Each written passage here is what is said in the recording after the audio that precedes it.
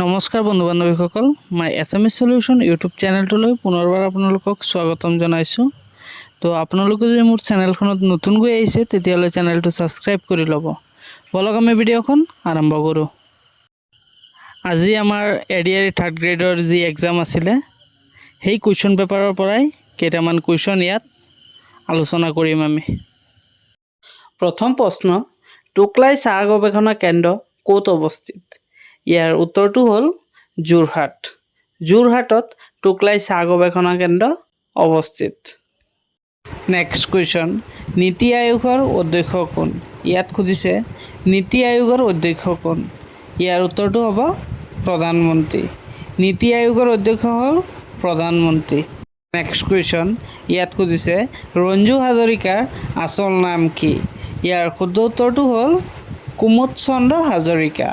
ৰঞ্জু হাজৰিকাৰ আচল নাম হ'ল কুমুদ চন্দ্ৰ হাজৰিকা।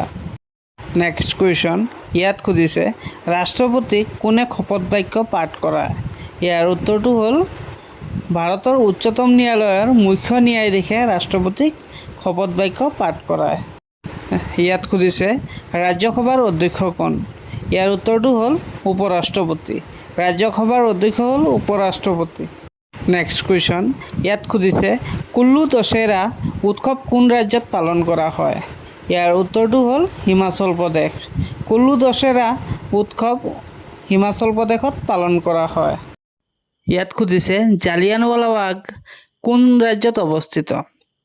ইয়াৰ উত্তৰটো হ'ল পাঞ্জাৱ। পাঞ্জাৱত অৱস্থিত।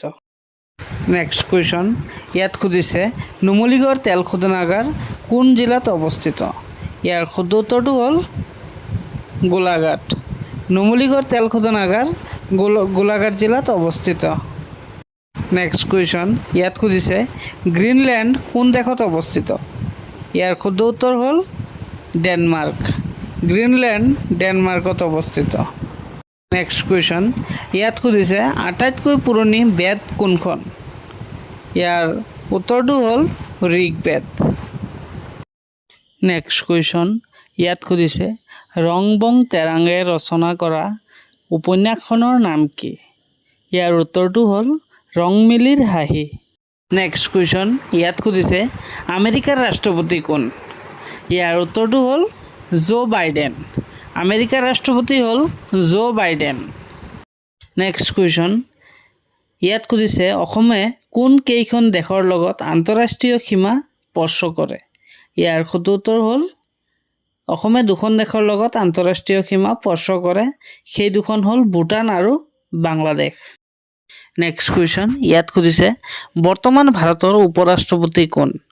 ইয়াৰ শুদ্ধ উত্তৰটো হ'ল জগদীপ ধনখৰ।